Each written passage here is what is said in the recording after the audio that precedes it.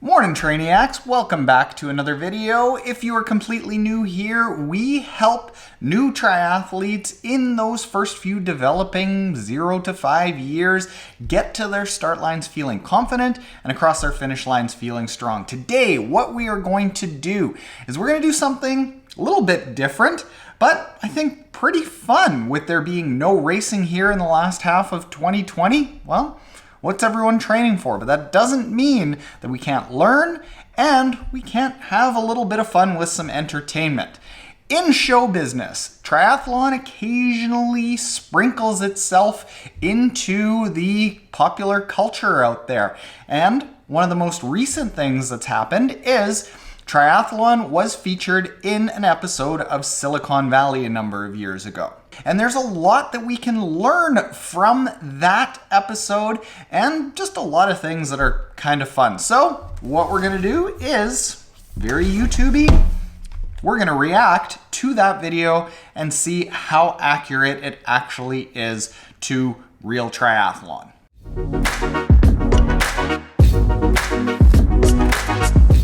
All right, let's get started. This is the Hooli Triathlon. Hooli is like a mock version of Google, and the Hooli Triathlon I think is meant to mimic the Malibu Triathlon, like beach on the coast of California, lots of fancy, famous people there. I think that's kind of what they're emulating.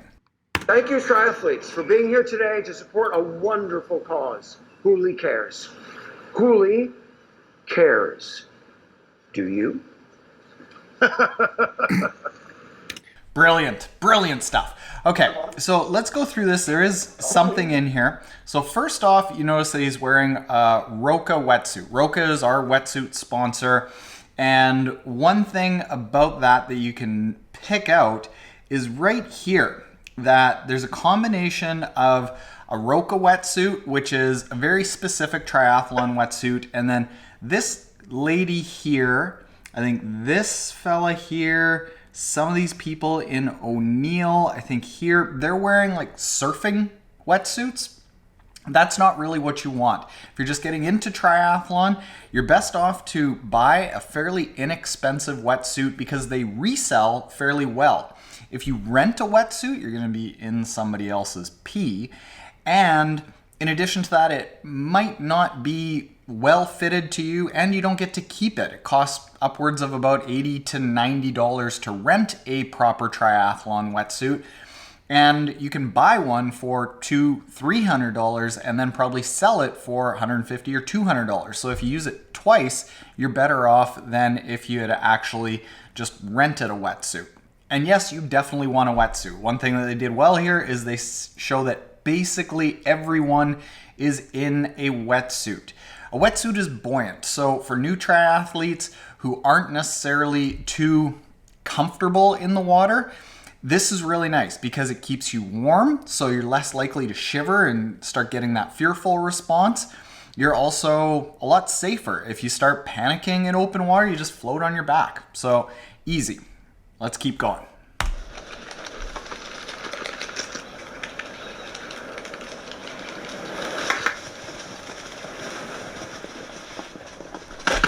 I'll stop it right there before we go, and you see here that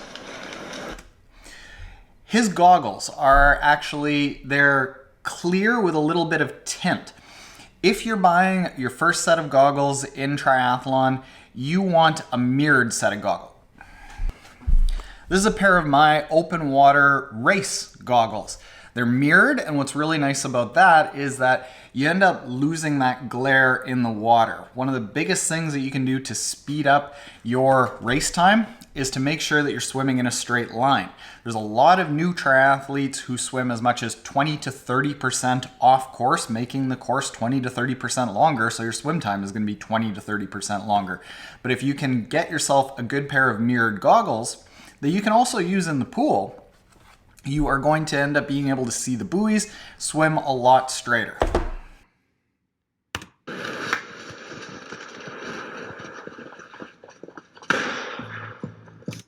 Of course, that's cheating. You're all gonna have to go off together, more like these people over here.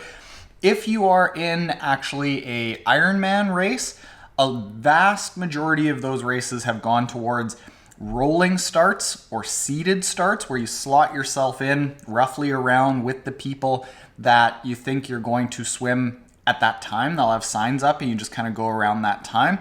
So you don't have too many of these mass 1,000-person starts that cause people a lot of anxiety.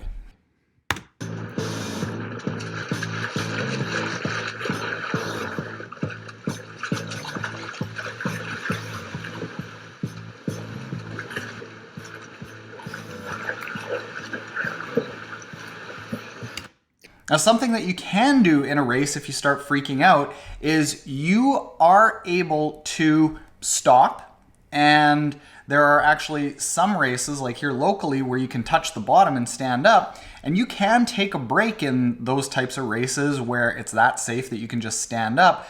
But the rule is that you can't make forward progress. You can't walk your way through the entire course. Also, you can sometimes, depending on the race and the rules of it, actually get help from some of the support kayaks and the support boats, hang on to the side, and then continue on. But that is different race for race, so don't assume that you can grab onto everything. You can, of course, grab onto the buoy, but it's not really easy. You want to really train yourself to be calm so that you don't have to do that. And we've got a bunch of drills that we've got in a book, Triathlon Swimming Foundations. It's on all the Amazons or triathlonswimmingfoundations.com. That the entire thing is about getting yourself comfortable enough in the water that you can just swim the entire time. When you're starting out in triathlon, being comfortable in the water is way more important than anything else, so you don't have to do this. Like that little in the flat cap.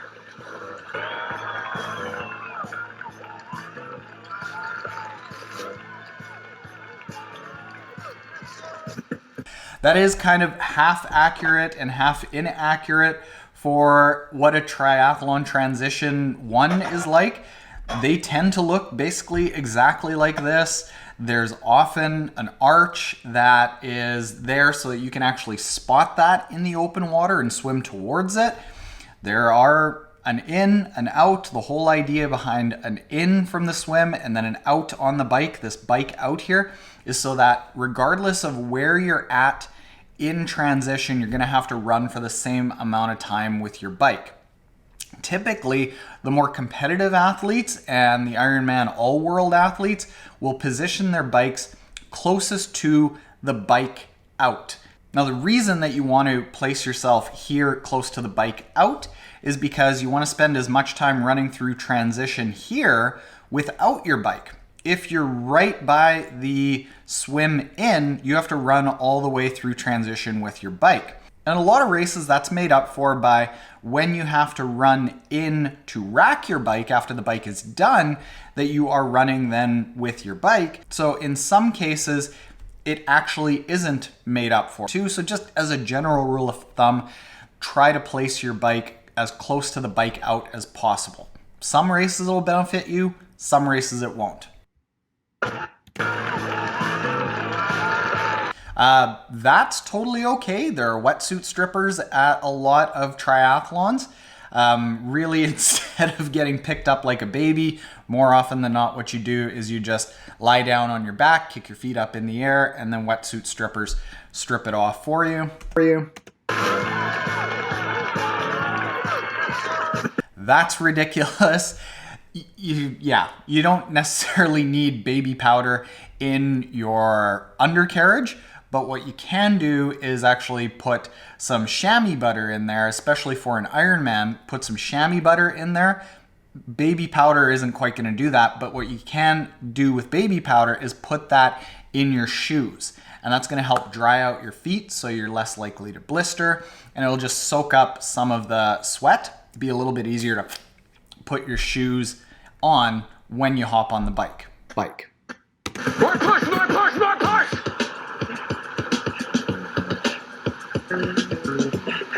Obviously, again, that's cheating. Two things with that.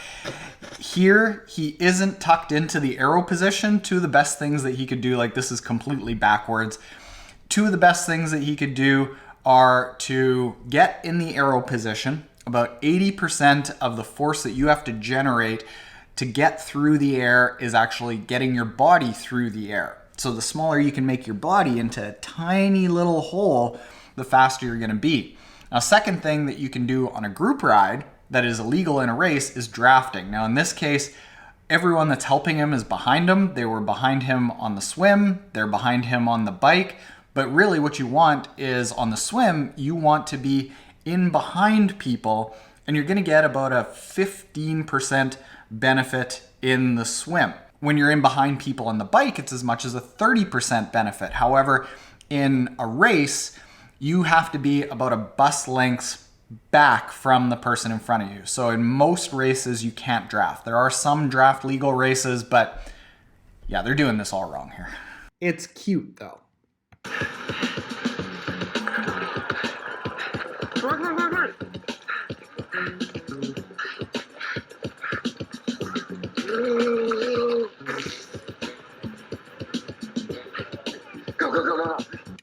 Okay, so the fun thing about that, I love that, because that's one of the things that I kind of poke some fun at, is the people that have a picnic in transition 2.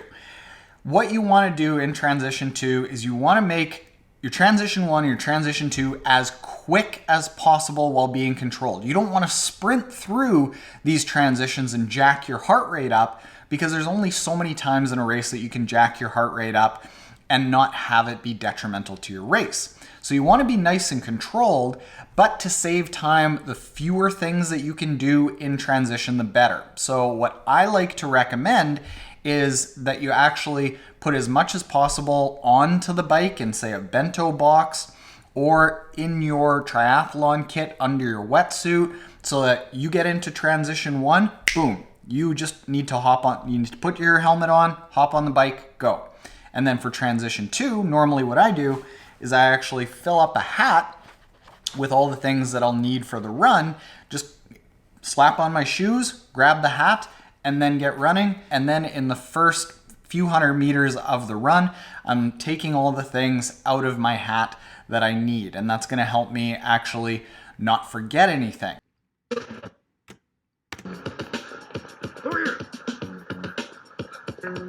Go to its dog shit. During a race, can you run off course? Yeah, in Challenge Roth, which is an Ironman distance race, I saw lots and lots of people running off course to have basically a stomach disaster in the woods. You can do that. What you can't do is this. Plan J, sir. Plan J. Jay, you are my spitting image. From me to a quarter mile from the finish line. Go, go, go, go, go. Obviously, you can't do that. You can't pass off your timing chip to anyone else. Essentially, what you can't do is you can't get outside help that is not available to the rest of the field. You look at the nutrition stops, that's available to every single athlete, so that's okay. But you can't pinch run.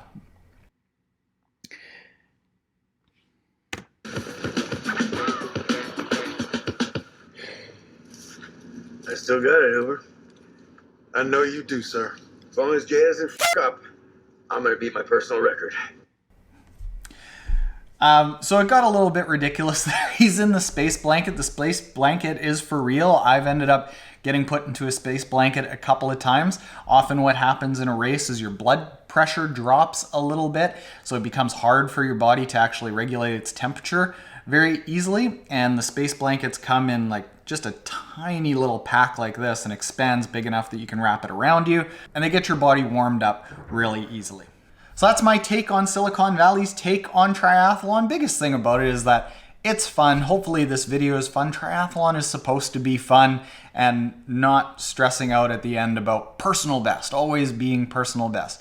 If you have done the preparation as well as you could, given your life situation leading into that race, you've done your personal best. Now, with that said, if you are new to the channel, you can check out a couple of our most popular videos that help with triathlon training here and here. And if you aren't already subscribed, hit the subscribe button below. Later, Trainiacs.